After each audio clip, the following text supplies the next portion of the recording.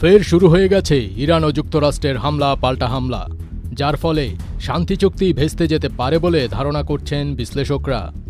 গেল রাতে যুক্তরাষ্ট্র ইরানের ওপর অতর্কিত হামলা চালিয়েছে।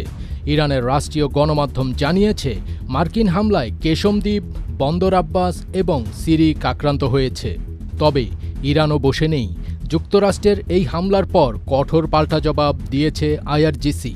ইরানের সামরিক বাহিনী জানিয়েছে তারা বুধবার কুয়েত ও বাহরাইনে ৮৫টি মার্কিন সামরিক স্থাপনা লক্ষ্য করে হামলা চালিয়েছে। তারা বলছে ইরানের লক্ষ্যবস্তুতে মার্কিন বিমান হামলার প্রতিশোধ হিসেবে এই হামলা চালানো হয়েছে।